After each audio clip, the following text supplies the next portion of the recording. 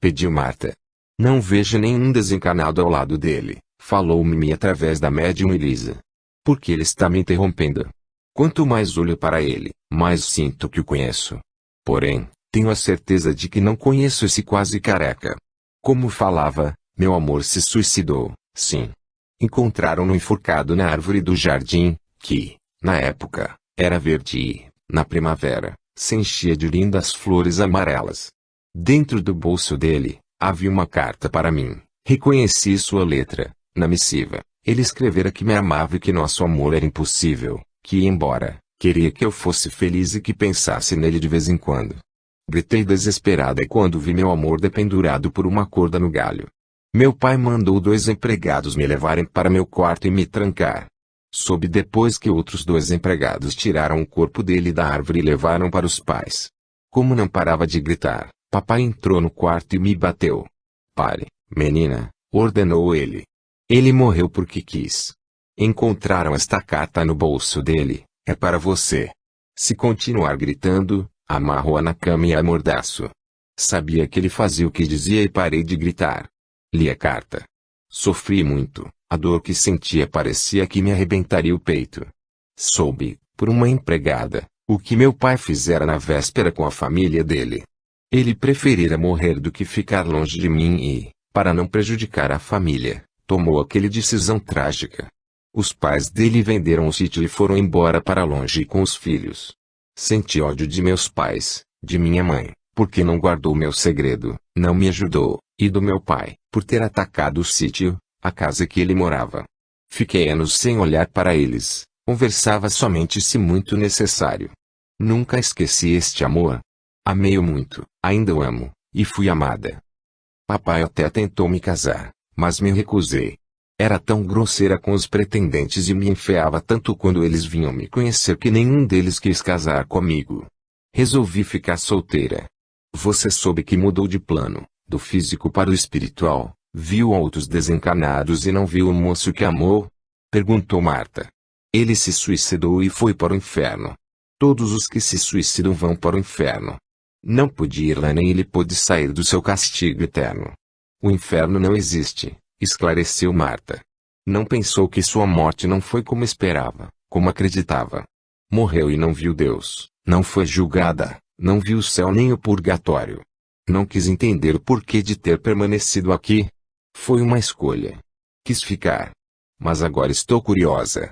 Por que ficamos aqui? A vida continua, Marta tentou novamente esclarecê-la. Somos sobreviventes, nosso espírito continua vivo após a morte do corpo físico. Continuamos os mesmos, com nossos sentimentos e gostos. Não somos julgados, a não ser pela nossa consciência. Existe um local que chamamos de umbral, que é feio e é onde se agrupam desencanados que sofrem, mas essa permanência é temporária.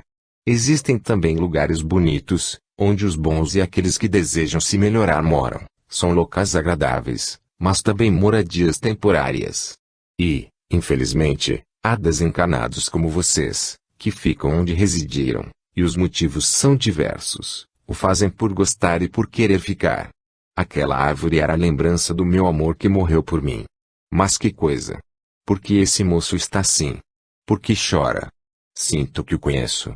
Você, depois de tudo que ouviu, sabe que reencarnamos. O que você está querendo me dizer? Recuso-me a escutar.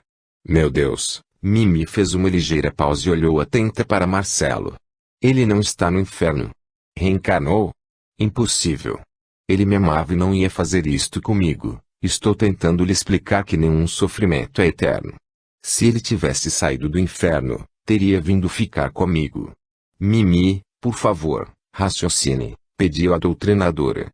Vocês chamam o inferno de umbral e lá é um local de sofrimento, só que passageiro. Quem se suicida não vai para lá? Perguntou Mimi, esforçando-se para entender. O sofrimento não é eterno para ninguém. Quem se suicida comete um erro grave. Quando se arrepende, é perdoado e ajudado. Eu não me matei, exclamou Marcelo, interrompendo-a novamente. Você, Mimi, foi contando, e lembranças vieram à minha mente. São confusas, porém tenho a certeza de que não me suicidei. Quem é esse homem? Como ousa me desmentir? Por que lhe disse se lembrar do que conto? Que confusão é esta?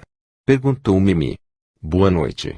Sou o mentor do grupo. Marta repetiu o que o orientador desencarnado falava aí, pelo intercâmbio mediúnico. Após uma ligeira pausa, o espírito responsável pela equipe explicou: procurei saber dos acontecimentos do passado ocorridos neste lugar para esclarecê-los. Mimi, o moço que você amou, de fato, pensava que era uma empregada, estava feliz, planejando um futuro de amor e filhos. Quando soube quem era seu pai, apavorou-se, mesmo temendo pela família, aceitou fugir. Você pediu ajuda à sua mãe, que contou ao marido, que, irado, atacou a casa dele. Seu namorado se desesperou, contou aos pais do seu namoro, e a família decidiu que ele deveria ir embora dali para longe. Não vendo outra alternativa, temendo pelos familiares, ele pegou seus pertences, colocou-os num cavalo e foi embora do seu lar. Porém, não quis partir sem se despedir da amada. Escreveu uma carta e, ao colocá-la no esconderijo no pomar, foi surpreendido por um empregado armado da fazenda, que o amarrou e chamou pelo patrão. O genitor de Mimi decidiu matá-lo. Com a ajuda deste empregado que o amarrou, enforcou-o no galho da árvore do jardim. Foi encontrado horas depois. Todos falaram que foi suicídio, e ninguém duvidou depois que encontraram a missiva. Até os pais dele pensaram que o filho se matara. O coisa ruim é pior do que pensava, exclamou Mimi chorando. Marcelo também chorou. O orientador voltou a falar. Ele foi socorrido e levado para um abrigo. Perdoou. Não sentiu mágoa. Soube que a família se mudou, sentiu pela imprudência de querer deixar a carta, sentiu pelo sofrimento dos pais e pelo da namorada. Na colônia, local onde estão os desencarnados bons e os que querem aprender, ele estudou, se preparou e reencarnou. Desejou muito que sua amada refizesse sua vida e fosse feliz. Mimi quis abraçá-lo, mas foi impedida. O orientador continuou a elucidar. Senhorita, por favor, contenha-se, peço-lhe que repense sua vida. Sofreu e preferiu alimentar seu sofrimento. Não quis ver ou fazer mais nada.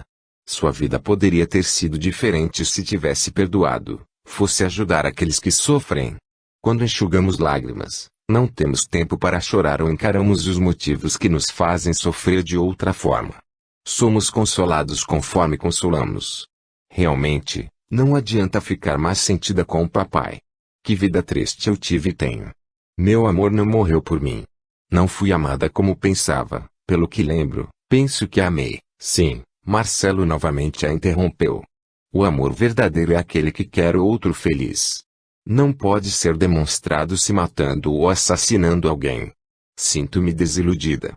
Mais uma decepção. Vocês estão sendo cruéis comigo. Você foi convidada a escutar todos os desencarnados envolvidos de alguma forma em sua vida para ficar a par da verdade, falou carinhosamente o orientador espiritual através de Marta. Não é bom viver baseado em fatos falsos. Não alimente a desilusão. Procure agora entender tudo o que aconteceu, tentar esquecer e ter esperança no futuro. Por que não segue o exemplo de Marcelo? Ele não fez nada de errado, viu sua família ser prejudicada, foi assassinado e perdoou. Estamos separados para sempre? Perguntou Mimi. Para sempre é algo que não devemos dizer ou acreditar. No presente, não tem como estarem juntos. Ele seguiu, não parou, para ele, a vida continuou. Reencarnou numa família estruturada, estudou, tem um bom emprego, encontrou outro amor e tem um filho. Eu fiquei aqui lamentando e chorando por ele, que me esqueceu e agora está feliz com outra. Não lamente mais.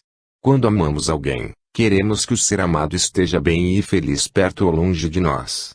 O que você prefere, vê-lo bem ou, como pensava, sofrendo horrores? Quando ele teve seu corpo físico morto, entendeu que não poderia ficar ao seu lado, pois este ato é obsessão, ele sofreria e a faria padecer.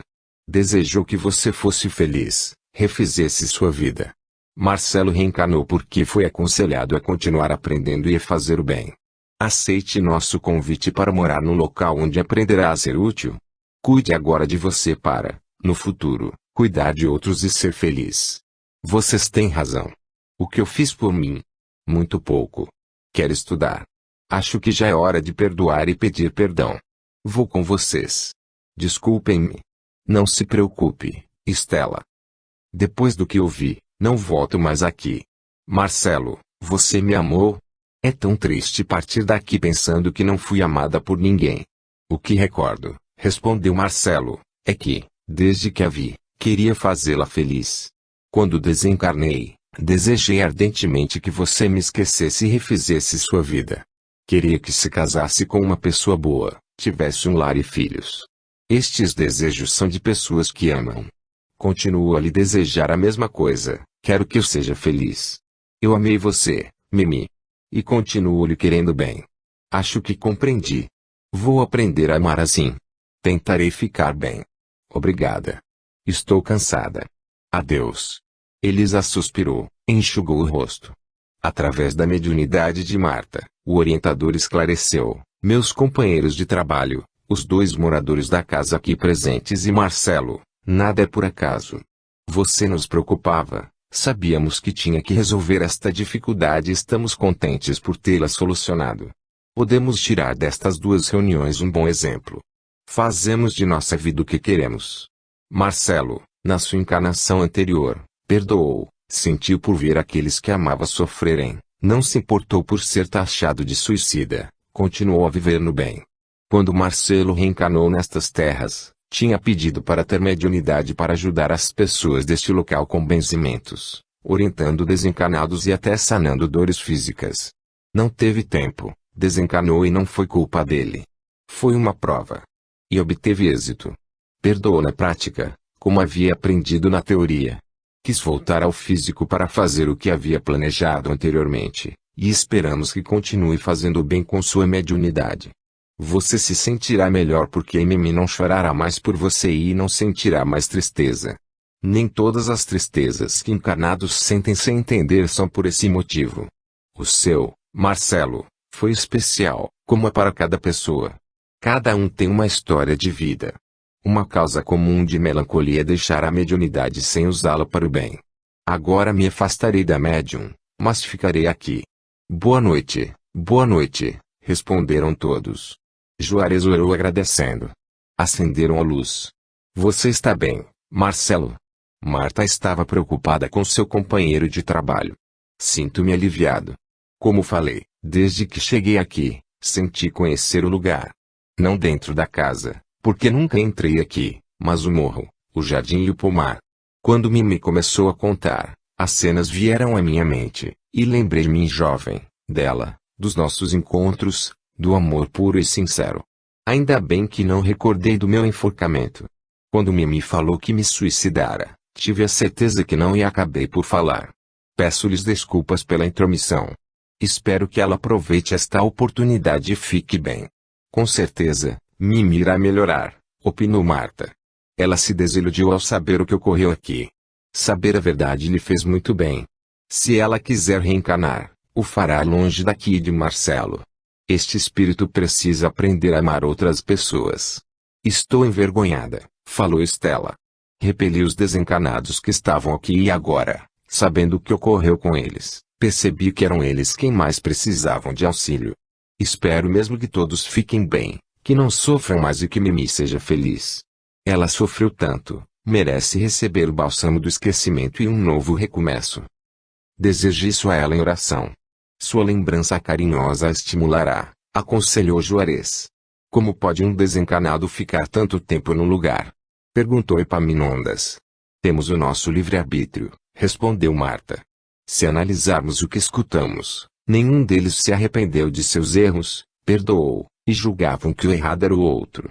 Não clamaram por socorro. Se tivessem orado, pedido ajuda, seriam socorridos? O dono da casa quis saber. Com certeza, explicou Marta. Se o pedido fosse sincero, seria ouvido por algum socorrista, que viria aqui para ajudar. Orações não ficam no chão, como dizia minha mãe. Elas têm respostas. Se tivessem rogado por ajuda, receberiam. Uma das causas, concluiu Epaminondas, de eles terem ficado aqui foi porque não lembraram de orar, de Deus, não reconheceram seus erros e não perdoaram os erros dos outros. Talvez, se eu tivesse orado por eles, os teria ajudado. Sem dúvida, elucidou Juarez. Se você tivesse orado pelos desencarnados que aqui estavam, eles receberiam energias boas que os fariam orar também. Quando oramos com sinceridade, recebemos conforto, energias salutares que nos modificam para melhor. Senti pena de Mimi, falou Marcelo Traço, tanto tempo alimentando mágoa. Queria ajudá-la, ore para ela, aconselhou Marta, deseje que Mimi esteja bem, num ótimo lugar. Pensando assim, você a fará querer ficar como você deseja. Marcelo, esqueça essa história. Você recordou de alguns acontecimentos de sua existência anterior, não pode modificá-la, o que passou, passou. Você tem responsabilidades no presente. Está casado, tem filho, trabalha com sua mediunidade fazendo bem. Com certeza não sentirá mais ter algo para resolver, porque foi resolvido. Sou grato por isso. Aceitei o convite para vir aqui ajudar uma família e fui eu ajudado. Isso sempre acontece, falou Marta. Foram muitas as vezes que encontrei soluções para os meus problemas ajudando pessoas a solucionar os delas. De fato, Marcelo estava realmente aliviado. O que importa é o presente. Se Marcelo tivesse se suicidado, como estaria agora? Estela quis saber. É difícil responder a esta sua pergunta. Não existe regra geral na espiritualidade, respondeu Juarez. Cada caso é visto de maneira especial. Porém, matar é um erro grave, pois priva alguém de ter seu aprendizado na matéria física. Suicidar-se é quase sempre tentar fugir de um problema para tê-los maiores depois. Mas nada é para sempre. Todos os que erram poderão se arrepender, pedir perdão, perdoar a si mesmos e ter também um novo reinício. Isso ocorre também com o suicida, e são levados em conta como ocorreu e por quê. O suicida pode trazer na sua próxima encarnação sequelas de seu ato impensado? Perguntou Estela. Você disse algo muito certo, elucidou Juarez.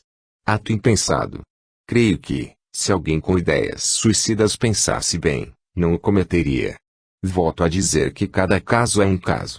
Pode ocorrer que, tendo matado um corpo sadio, poderá ter um corpo doente para aprender a dar valor a um corpo saudável. Às vezes, o remorso que sente um suicida é destrutivo, não consegue harmonizar seu perispírito e poderá, sim, reencarnar com sequelas. A doutrinação de suicidas é difícil? Indagou Epaminondas. Por muitas vezes, contou Marcelo Traço, em reuniões de orientação a necessitados desencarnados, pela minha mediunidade, foram doutrinados imprudentes que se suicidaram e também espíritos desesperados que, pelo uso de drogas, foram considerados suicidas inconscientes. Abusaram do seu físico e mudaram de plano antes do previsto. Suicidas inconscientes agem assim? Perguntou o dono da casa. Temos o dever de cuidar do nosso corpo físico, respondeu Juarez. Ele é a vestimenta do nosso espírito por um período. Erramos quando não cuidamos bem dele. O corpo físico deve ser higienizado, alimentado com alimentos saudáveis, não fadigado demais. Bebidas alcoólicas, cigarros e principalmente entorpecentes prejudicam muito a vestimenta carnal e, se em excesso, o adoecem. Temos visto muitas pessoas desencarnarem antes do previsto e, podem, sim, ser consideradas suicidas, dizemos inconscientes, mas creio que podemos dizer que nem tanto, porque atualmente a maioria tem conhecimento, ao fazer uso destes tóxicos, que estão prejudicando a sua saúde. A maioria dos viciados não quer desencarnar, quer somente continuar com o seu vício. Penso também que muitos dos suicidas não queriam morrer, mas se livrar de uma situação aflitiva. Juarez fez uma ligeira pausa e voltou a elucidar. Temos um carinho especial por esses espíritos, e eles são bem recebidos nas nossas reuniões. Costumamos orientá-los. Normalmente, eles estão muito desarmonizados, perturbados, então usamos da sugestão. Com o auxílio da equipe espiritual, eles voltam a ser como antes de começar a se viciar ou a ter problemas aflitivos. Nosso perispírito é imodificável. Desencarnados que sabem modificam a si mesmos e a outros, fazendo-se passar até por outros espíritos. Usamos deste processo para socorrer. Exemplo, um homem teve seu corpo físico morto aos 40 anos, fez sua passagem viciado em cocaína. Ele começou a se drogar aos 17 anos. O doutrinador encarnado sugestiu-no a lembrar de como era aos 15 anos, E seu perispírito vai se modificando até ter a aparência que tinha aos 15 anos. O desespero desse socorrido passa, assim como as dores e a vontade de se drogar, então ele raciocina. Mas não esquece o que lhe aconteceu. Lembra-se de tudo, como nós recordamos do que nos ocorreu no mês passado. Ele é levado para um dos hospitais no plano espiritual, onde continuará recebendo tratamento. Este socorro tem dado resultado e, com os suicidas, muito mais. Este necessitado tem seu perispírito modificado para antes de seu desencarne, é orientado e depois levado para um auxílio maior. Compreendo agora o porquê de orientadores e médiuns terem de estudar, falou Estela. Realmente, completou Juarez a conclusão de Estela. Quando se sabe, podemos, de fato, fazer o bem e ser úteis. É pelo estudo que nos habilitamos a auxiliar os outros neste trabalho de orientação. Porém, estes conhecimentos que adquirimos pelo estudo somente podem dar frutos se os vivenciarmos. Teremos êxito se fizermos exatamente o que aprendemos. Estou conhecendo outra forma de caridade e estou maravilhando, suspirou Epaminondas. Alimentar pobres é uma boa obra, mas alimentar almas é ainda mais nobre e útil, exclamou Juarez. Estou muito agradecido por vocês terem vindo, o dono da casa agradeceu. Ajudaram muito. Sinto-me auxiliado. Não somente por estarmos livres dos desencarnados, mas por ter compreendido tantas coisas. Uma delas foi, a melhor coisa que pode um homem fazer por si é fazer o bem ao próximo. Se um deles tivesse feito o bem, talvez um dos beneficiados teria tentado ajudá-lo. Não é isto. É, respondeu Marta. Quando fazemos o bem a alguém, a nós primeiro fazemos. Isso ocorre também com as más atitudes. Vamos encerrar a reunião. Acho que estamos cansados, principalmente Elisa e Marcelo. Vamos tomar o chá para depois descansar. Saíram do escritório, foram à sala de refeição. A casa está diferente, comentou Epaminondas. Está com boas energias, afirmou Juarez. Vamos mantê-la assim, prometeu o proprietário. Tomaram um chá e foram descansar. 14. Sempre amigos. Estela acordou contente, foi preparar o café e encontrou Josemar na cozinha. Bom dia, dona Estela. O dia está bonito como sempre, mas tem algo diferente, está mais agradável. Acho que é por causa das visitas. Você tem razão, o dia está ótimo. De fato, tem a ver com as visitas, elas são espíritas e vieram nos ajudar. Dona Estela, desencarnados são as assombrações. São pessoas que tiveram o corpo físico morto e continuaram vivos. Os que estavam aqui eram perturbados e perturbavam, foram orientados e levados para um auxílio. Graças a Deus. Todos se levantaram. Com os hóspedes na casa, o sino não foi tocado. Alegres, tomaram o desjejum. Como prometi, falou Marta Traço, vamos agora nos reunir para fazer o evangelho no lar. Vamos ao escritório. Reuniram-se no escritório e se acomodaram. Isabela se sentou pertinho de Marta, que explicou, faço o evangelho na minha casa todo domingo às 20 horas. É bom marcar dia e hora. Nosso orientador espiritual está aqui e disse que, se vocês quiserem, ele virá para fazer o evangelho com vocês. Será um prazer enorme recebê-lo, exclamou Epaminondas. O que você acha, Estela, de fazermos todos os domingos pela manhã? Às 8 horas. Combinado, Estela concordou. Se, por algum motivo, Marta os orientou, uma viagem, quiserem mudar a data, avisem, fale alto, antes de iniciar, que a reunião seguinte não poderá acontecer no dia marcado e remarquem. São muitas as maneiras de se fazer o evangelho. Se quiserem, podem colocar um recipiente com água por perto e tomar logo após. Nosso orientador pode energizá-lo ou qualquer bom espírito que vier participar deste culto no lar. Pode-se também substituir a leitura do Evangelho de Kardec, pelos Evangelhos da Bíblia ou por leituras da literatura espírita. Hoje iremos abrir por acaso o livro.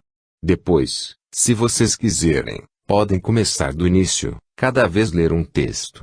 Pode-se comentar o que foi lido, conversar sobre problemas e pedir a Deus e aos bons espíritos orientações. A Jesus que nos dê muita luz, e agradecer por tudo de bom que recebemos.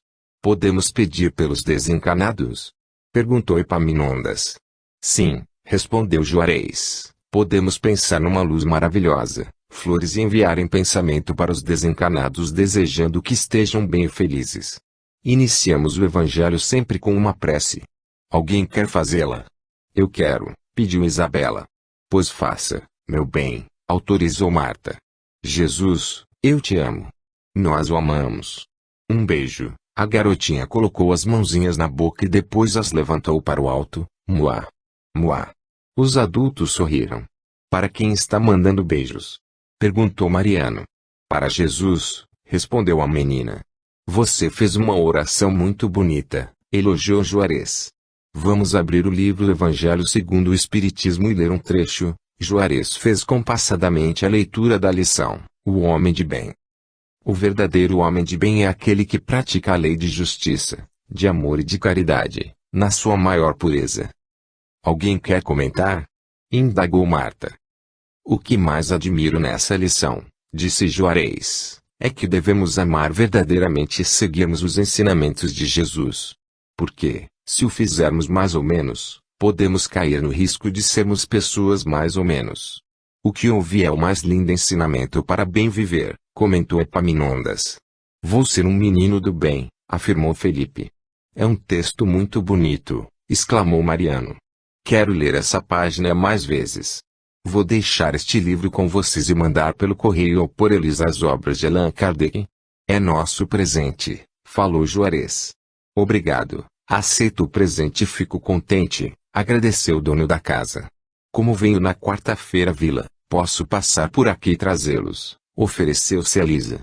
Combinado, você os trará, concordou Juarez. Quero agradecê-los. Estela estava emocionada. Saíram de suas casas e vieram nos ajudar. Sou muito grata pelo auxílio do grupo e, primeiramente, a Deus. Faço o propósito de seguir seus exemplos. Quero fazer o bem com minha mediunidade. Vou aprender para isto. Muito obrigada. Aprendemos muito em todas as ajudas de que participamos, falou Elisa. Foi muito agradável vir aqui. Agradecemos a hospedagem. Mais grato, sou eu, exclamou Marcelo. Concluo que, quando ajudamos alguém, somos realmente ajudados. É dando que se recebe. Estou me sentindo tranquilo como nunca me senti. Quando titia me convidou para vir aqui, pensei em recusar. Tia Marta insistiu, disse que precisava de mim como médium. Vim pensando em ajudar e penso que eu fui o maior beneficiado. Se agora porque senti alguém chorar por mim, com certeza Mimi não irá mais chorar e esclareci que não me suicidei. Quero fazer a oração final. Deus, muito obrigado. Agradeço aos bons espíritos que têm nos auxiliado trabalhando conosco e nos orientando. Abençoem a nós e a nossa família. Que assim seja. No final do Evangelho, explicou Marta fazemos uma oração de agradecimento. Também podemos pedir auxílio para outras pessoas. Vamos rogar a Deus para continuar ajudando os desencarnados que aqui estiveram e que eles recebam nosso incentivo. Fiquem bem e que estejam em paz. Marta tirou uma folha de papel do bolso e leu a mensagem escrita nela. Senhor Deus, Pai dos que choram, dos tristes, dos oprimidos, fortaleza dos vencidos, consolo de toda a dor. Embora a miséria amarga dos prantos de nosso erro deste mundo de desterro, clamamos por vosso amor. Nas aflições do caminho, na noite tormentosa, vossa fonte generosa é o bem que não secará. Sois, em tudo, a luz eterna da alegria e da bonança, nossa porta de esperança que nunca se fechará. Todos se emocionaram com as preces. E se Mimi vier atrás de você, Marcelo? Estela, curiosa, quis saber. Ela não o fará, afirmou Marta. Mimi foi levada para um lugar que penso que gostará e poderá reencarnar logo. Mas, se ela procurar por Marcelo, ele, trabalhando com a sua mediunidade, tem um protetor que impede espíritos perturbados de se aproximarem dele. Porque, se Mimi sair do abrigo sem permissão, não ficará bem. Conhecendo pessoas por anos de trabalho ajudando-as, creio que nenhum dos que foram orientados aqui voltará a vagar. Que trabalho fantástico, que auxílio maravilhoso se faz com a mediunidade, exclamou Epaminondas. Concordo, Juarez sorriu. Nessas reuniões escutamos pensamentos dos desencarnados vestidos com as palavras do médium. É um intercâmbio muito útil e bonito. Vamos agora passear? Perguntou Epaminondas. Poderemos ir ao pomar apanhar frutas para vocês levarem. Verduras também, se quiserem. Senhor Epaminondas, posso cortar a árvore seca? Pediu Marcelo. Estava planejando, amanhã, contratar 2 diaristas para cortá-la, arrancá-la pelas raízes e plantar outra, tirar também o cercado de pedras e plantar flores. Oba! Gritou Isabela. O senhor vai mesmo tirar a árvore seca do jardim? Não haverei mais? Nem seca nem verde. Obrigada, titio, gostaria de cortá-la, se o senhor não se importar, insistiu Marcelo. Vou pedir para José Elídio ajudá-lo. Faça como quiser, concordou o dono da casa. Obrigado. Saíram para o jardim, Estela e Marta ficaram para trás. Curiosa, a mãe de Isabela perguntou. A mãe de Mimi se entusiasmou com a possibilidade de reencarnar. Ela o fará desconhecendo que terá o retorno de seus atos. Ela saberá. O que aqui se faz, aqui se paga, é um ditado, além de verdadeiro, muito conhecido.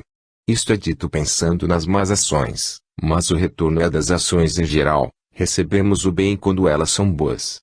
Temos, no nosso íntimo, que somos sempre castigados pelos nossos erros. Explico a você, Estela, que não sofremos somente por erros, podemos passar por momentos difíceis, por provas, por um aprendizado. Essa senhora não reencarnará iludida. Sabemos que estar no plano físico não tem somente facilidades, mesmo um espírito harmonizado passa por dificuldades por estar ainda no mundo de provas e expiações. Estou pensando agora que podemos explicar o porquê de algumas pessoas terem tantas dificuldades para aprender e outras não. Vi, tempos atrás, uma reportagem sobre índios que vivem de modo muito primitivo. Porque eles nasceram na floresta, e eu, na cidade. O espírito que estuda, aprende, adquire conhecimentos, estes são dele. Quando volta ao físico, esquece, mas tem facilidade para aprender, pois de fato está reaprendendo. Espíritos muito primitivos podem estar tendo a experiência das primeiras reencarnações na Terra. O livro A Gênese, de Allan Kardec, explica bem esta questão. Nesta obra, também se esclarece que, sem a reencarnação, a missão do Cristo seria um contrassenso.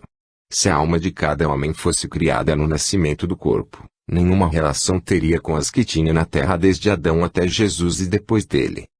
Penso, onde estariam tantos espíritos?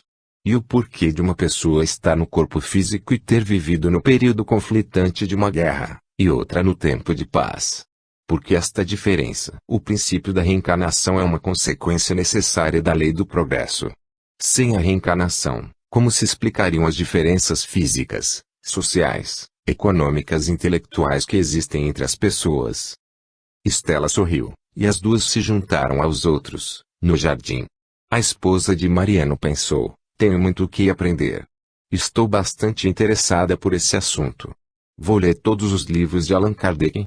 Penso que não só devo lê-los como estudá-los. José Elídio trouxe as ferramentas, e Marcelo e ele começaram a cortar os galhos da árvore. Marcelo começou pelo galho com o qual Estela havia pensado que poderia fazer um balanço. Havia sido neste galho que anteriormente o namorado de Mimi fora enforcado. Deixando os dois cortando a árvore, o grupo foi para o pomar, onde apanhariam frutas e as colocariam nos cestos. Estela foi ajudar na cozinha. Quando a refeição ficou pronta, ela foi chamá-los. Aproximava-se de Juarez quando caiu perto dela uma goiaba. Assustou-se. Onde estava não havia goiabeiras. Felipe gargalhou com o susto da mãe e explicou: Elis e eu estávamos nas goiabeiras. Vim comendo uma, mas estava com bichos e a joguei fora. Não quis assustá-la. Estela lembrou-se do que Juarez contara e riu também.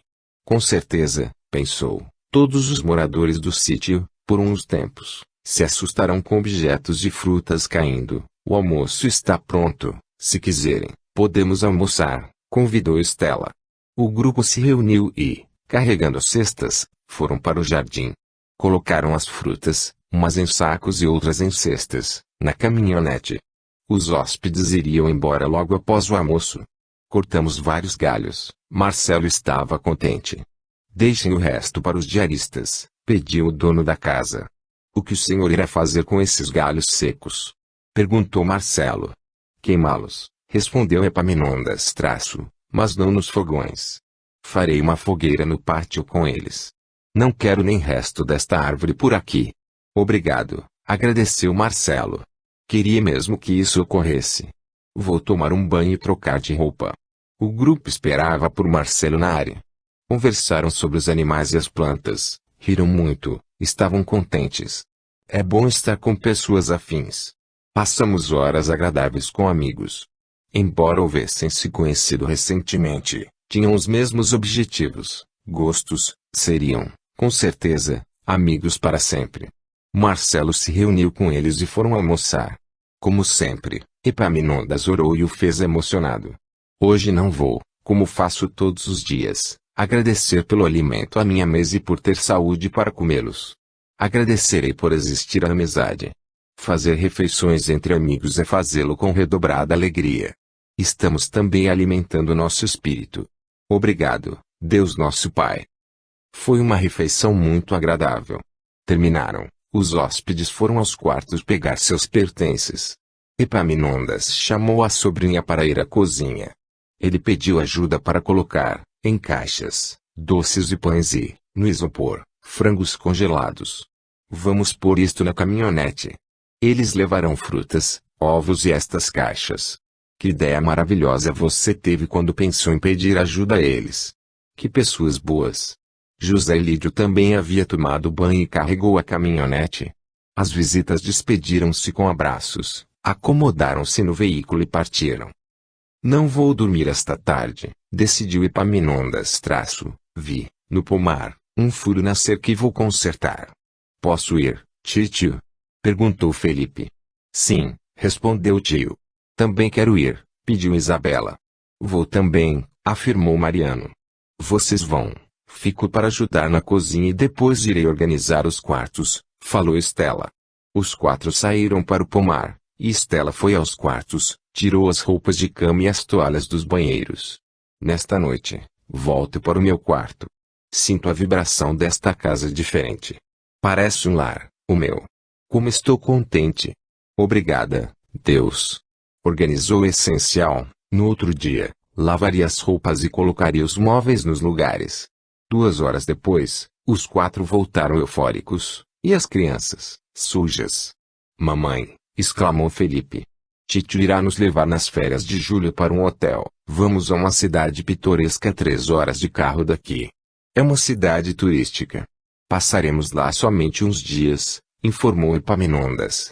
Papai irá depois porque ainda não pode tirar férias, contou Isabela.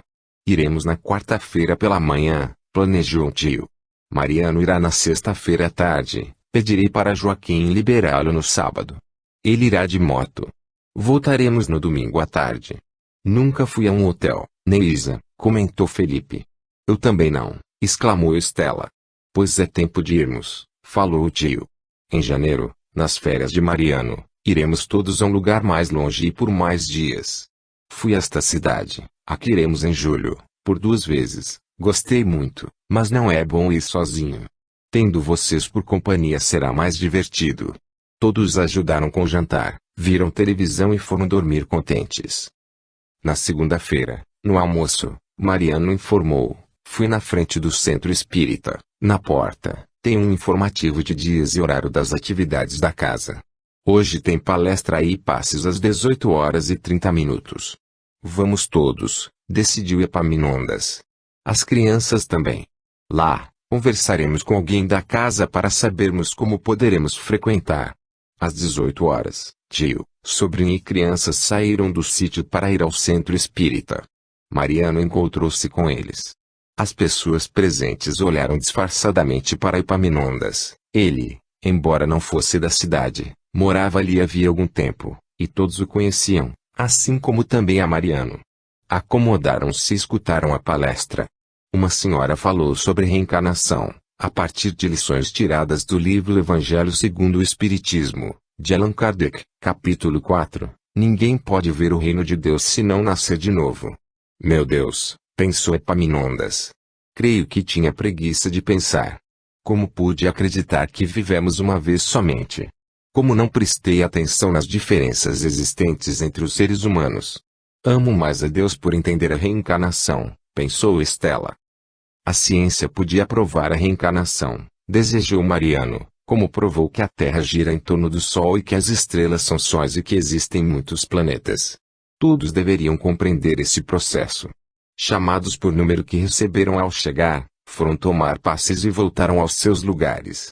Depois que todos receberam passes, um homem fez uma oração finalizando. As pessoas conversaram e muitas cumprimentaram Epaminondas, que explicou: minha sobrinha frequentava uma casa espírita onde morava, eles querem continuar frequentando, e viemos todos.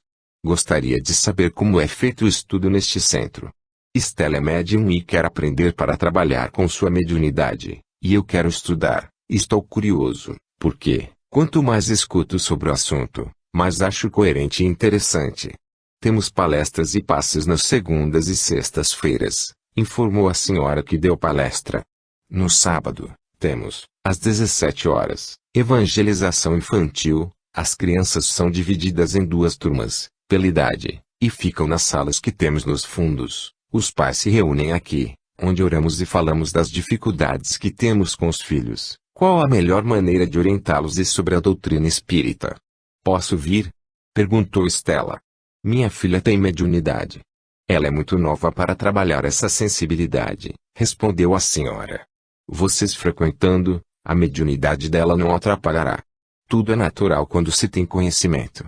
Ela, adulta, estará apta a ser útil? Convido-os a vir, será um prazer recebê-los. Os cursos já começaram. Epaminondas quis saber. Sim, desde fevereiro. Mas não tem importância, podem começar quando quiserem. Estela pode vir ao curso em que se aprende a lidar com a mediunidade? Perguntou Mariano. Sim, autorizou a senhora. Temos, na casa, às quartas-feiras, o curso para iniciantes, na quinta-feira, para os que já têm mais conhecimentos, para as pessoas que já fizeram o primeiro. É um estudo deveras interessante. Viremos na quarta-feira, determinou Epaminondas. Posso frequentar também? Trarei minha sobrinha. Não tenho mediunidade em potencial para trabalhar com ela. Mas quero aprender. Pode vir. A maioria dos que estudam é para aprender e trabalhar para o bem com a mediunidade, mas alguns, como o senhor, frequentam para obter conhecimentos. Não iremos atrapalhar por entender pouco sobre o assunto. Indagou Epaminondas. Não, a senhora foi gentil. A dúvida de um é normalmente a dúvida de muitos. Posso vir também no estudo de terça-feira? Perguntou Epaminondas. Sim, e afirmo que com certeza irá gostar. Estamos estudando o Livro dos Espíritos, de Allan Kardec. Conversaram mais por alguns minutos e depois se despediram. Voltaram para o sítio entusiasmados. Voltaremos no sábado, decidiu Estela. Mariano e eu ficaremos com os outros pais, e as crianças, na evangelização.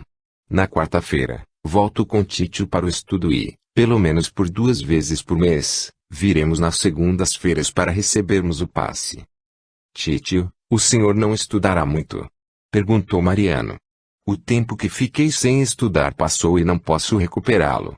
Quero ler, vou adquirir livros, quero aprender principalmente para, quando desencarnar, não ficar perdido sem saber o que aconteceu ou, pior, ficar vagando. Não quero me tornar uma assombração, um desencarnado que assuste as pessoas. Quero, meu sobrinho, fazer e aprender, enquanto tenho tempo. Todos gostaram do centro espírita e das pessoas, voltaram contentes para casa e dormiram tranquilos. 15. O amor que acolhe. A terça-feira amanheceu um dia lindo. Assim que as crianças saíram para a escola, 2 diaristas chegaram e começaram a trabalhar no jardim. Iriam tirar o que restara da árvore. Os empregados comentaram sobre os hóspedes e ficaram aliviados por saberem que ali não haveria mais as manifestações provocadas pelos desencarnados.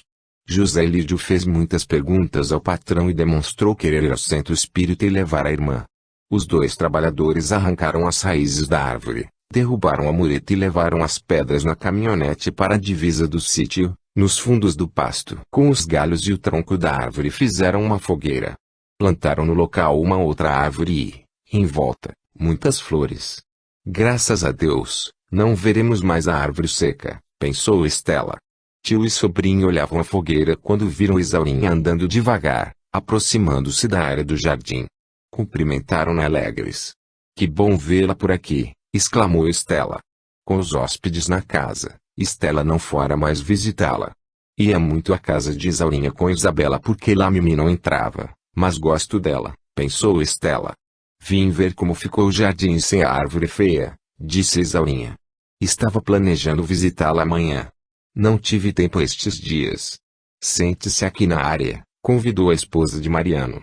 Íamos entrar e tomar chá. Por favor, entre conosco, pediu Epaminondas.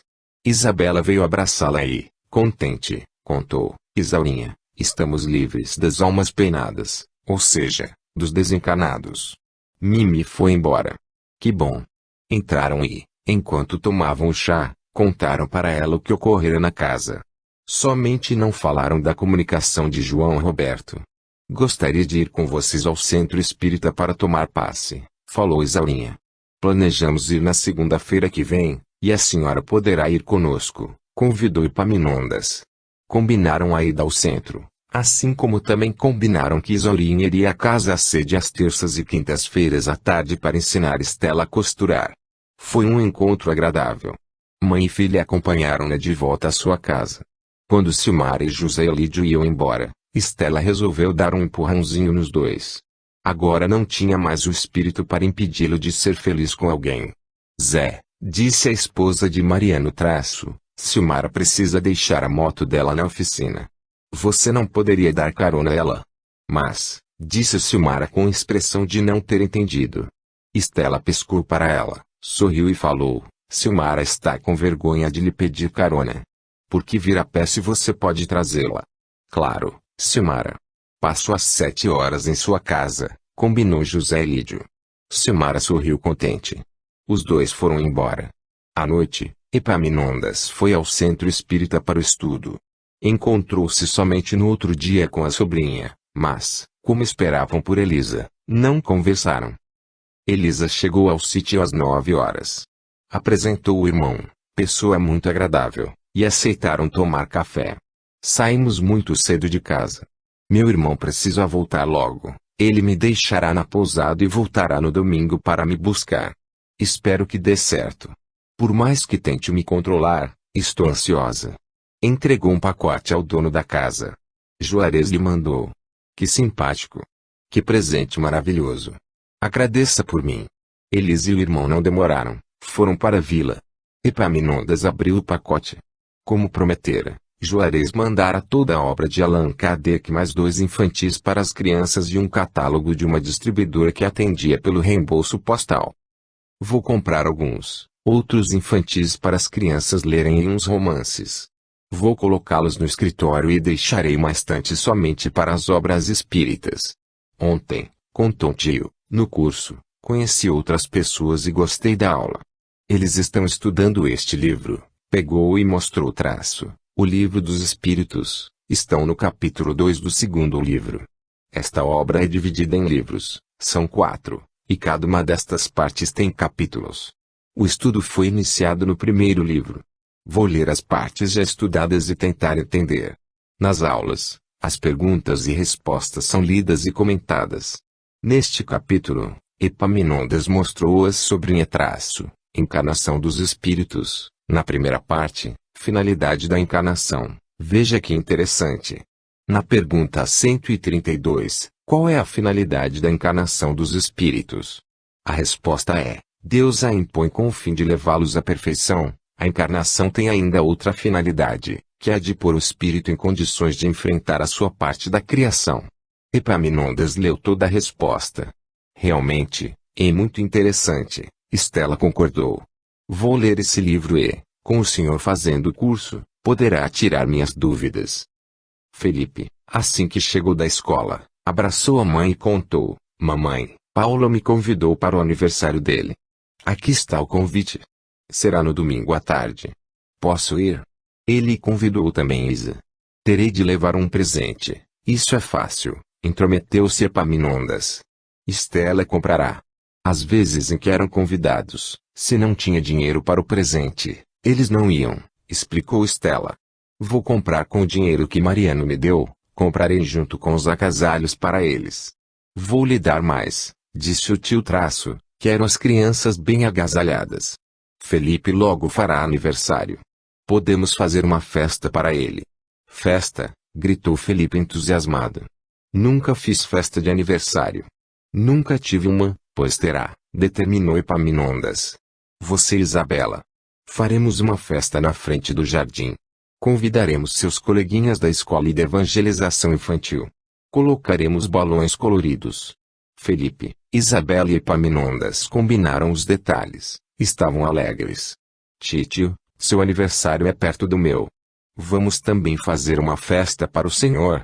Sugeriu Felipe. Confesso que eu também nunca fiz festa no meu aniversário, falou o tio. Podemos convidar seus amigos, opinou Estela, para um almoço e, na sobremesa, teremos um bolo ou fazer um churrasco no pátio para mais pessoas. Vamos fazer um churrasco. Este ano meu aniversário cai numa sexta-feira, farei no domingo, decidiu o dono da casa.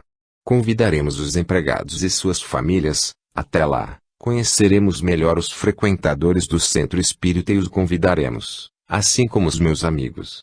Conversaram à tarde sobre as festas. As crianças estavam eufóricas. José Lídio e Silmara iam embora, e Estela novamente se intrometeu. Silmara, moto é muito perigoso. Senta mais perto do Zé e segura firme nele. Assim. Empurrou Silmara e a fez abraçar o empregado. Os dois foram embora contentes. Deste jeito, você irá casá-los, riu o tio. Silmara gosta muito do Zé. Não saiu daqui, embora com medo das manifestações, por causa dele. Espero que namorem.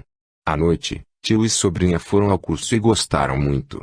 Receberam uma apostila e ficaram sabendo que Cunha era centro de orientação e educação mediúnica. Quem dirigia, ministrava, as aulas era Neide, uma senhora agradável de muitos conhecimentos. O grupo estava na lição 4ª da apostila que receberam, aula teórica dos médiuns, classificações gerais. No final, Neide dirigiu-se a Epaminondas, Estela e um moço, Gustavo, que estavam indo pela primeira vez. Aconselho vocês a ler as primeiras lições e, se quiserem chegar 30 minutos antes da aula, aqui estarei para tirar dúvidas. Assim, acompanharão a turma. Tio e sobrinha gostaram da ideia e combinaram que iriam. Marcaram para ler a apostila pela manhã, quando as crianças estavam na escola, e anotar as dúvidas. No sábado, o casal levou os filhos à evangelização infantil. As crianças gostaram muito. Mariano e esposa também. Puderam fazer perguntas e conheceram outros casais. Na volta, Mariano comentou, com as dicas que escutamos e que escutaremos, seremos bons pais. Não quero faltar. Na segunda-feira, José Lídio, ao chegar com Silmara, contou contente, Silmara e eu estamos namorando.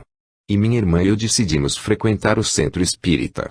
Epaminondas sorriu e falou baixinho para a sobrinha, com certeza, logo casarão. Isabela trouxe um bilhete de sua professora para a mãe. Estela, ansiosa, abriu e leu. Senhora Estela, informo que Isabela se adaptou, está atenta e fez amizades. Está tudo bem. Contente, mostrou o bilhete para o marido e depois a tio. Que bom que tudo voltou ao normal, exclamou Mariano aliviado. Nossa menina voltou a ser a garotinha de sempre, feliz e carinhosa. Na quinta-feira, Estela comentou, tio Bino, combinei com Elisa de telefonar para ela às 11 horas para saber como ela está com a menina. Fiquei sabendo que Elisa levou a menina como planejou, no domingo. E que a mãe, em seguida, foi para o hospital e não está passando bem. Telefone também para Marta e agradeça pelos livros. Estela telefonou. Marta estava bem, quis saber notícias e ficou contente por eles estarem frequentando o centro espírita. Elisa também estava bem, contou, entusiasmada, que a filhinha se adaptava, era alvo de atenção e carinho de todos os seus familiares e que estava muito feliz por ser mãe. No sítio, todos se alegraram com as notícias. Epaminondas, em todos os seus momentos livres, lia os livros que ganhara de Juarez. Conversava com as sobrinhas sobre o que aprendia. Quero, concluiu ele, me vigiar para não perder a oportunidade de auxiliar alguém. Porque não basta não fazer o mal, é preciso ser ativo no bem. Tenho pensado que, quando deixo de fazer um bem, afeto negativamente alguém. Na terça-feira, no dia em que tiramos a árvore seca do jardim, José Lídio não levou, como de costume, ovos e verduras à creche. Ao fazê-lo, na quarta-feira, ficou sabendo que as crianças, no dia anterior, alimentaram-se somente de arroz. Pensando neste fato, compreendi que, ao não fazer, podemos causar dores, desconforto, fome, etc. Alguém. Estou pensando em ser mais ativo, fazer o que posso e devo no momento. Se fizermos pequenas coisas, com certeza estaremos aptos a fazer mais e melhor as coisas grandes, porque somente assim progrediremos. 10 dias se passaram tranquilos. José Lídio, ao chegar da cidade em que fora buscar Mariano e as crianças, entregou uma carta para Estela. Ao vê-la admirada, explicou: toda a correspondência endereçada ao sítio fica no correio. Vou pegá-la 3 vezes por semana. Felipe recebe muitas cartas. Hoje tem uma para a senhora. Estela, curiosa, leu o remetente. Era do seu irmão. Deixou-a no balcão e foi almoçar, porque todos esperavam. Assim que almoçaram, Estela despediu-se do marido e foi ler a carta. Seu irmão escrevera perguntando se eles estavam de fato convidados a passar as férias no sítio, que Felipe convidara seus filhos, mandara fotos do lugar. Ele e a esposa até duvidaram, mas, como Elisa fora ao sítio e contara como era, eles se interessaram em ir e sugeriu que convidasse a mãe e o padrasto. Estela tremeu de indignação. Felipe e o tio estavam ainda na sala de jantar, conversavam. Felipe, a mãe estava nervosa. Venha comigo. Vamos conversar no escritório. Eu não fiz nada, exclamou o garoto. Venha. O menino acompanhou a mãe. Os dois entraram no escritório. Estela sacudiu a carta, mas tentou se controlar e falar baixo. Sabe o que é isto? É uma carta de seu tio. Meu irmão. Sabe o que ele escreveu? Pergunta se pode aceitar o convite para passar as férias aqui. Você convidou seus primos? Mandou fotos do sítio nas cartas? Estava se correspondendo com eles? Conte-me tudo. Como convidar-se a casa nem é nossa?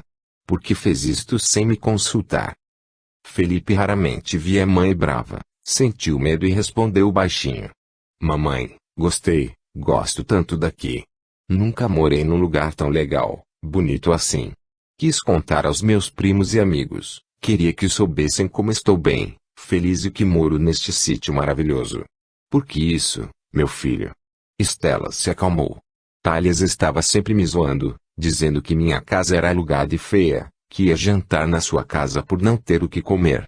Os garotos riam de mim.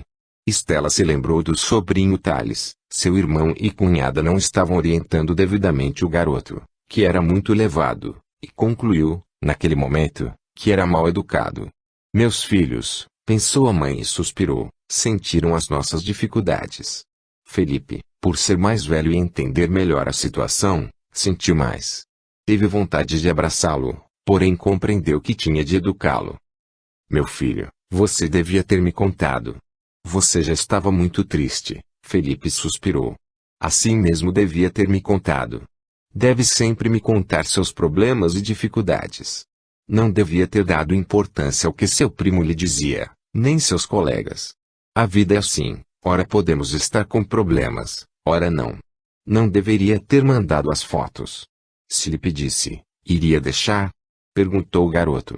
Não. E sabe por quê? Porque estamos aqui no momento. Esta casa não é nossa. Somos convidados do tio Albino. O melhor seria se você tivesse esquecido essas ofensas, os desculpado e se concentrado nos seus novos amigos. O que importa o que pensam e falam de nós? De você? Eu os desculpei, mas sentia quando zoavam de mim. Somente quis mostrar a eles que estava bem, melhor do que antes. Isto lhe fez bem?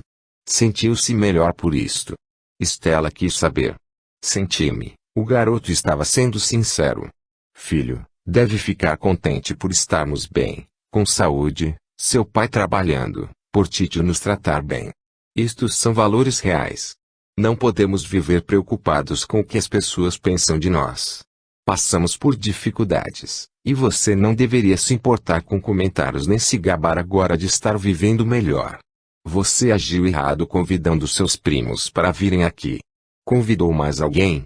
2 amigos, respondeu Felipe. Primeiro, teria de me consultar. Segundo, A casa não é nossa. Por este motivo, não podia fazer isso. Pensei que eles não viriam. Meu irmão me escreveu. Stella mostrou novamente a carta, perguntando se poderia mesmo vir. Vou lhe responder que não.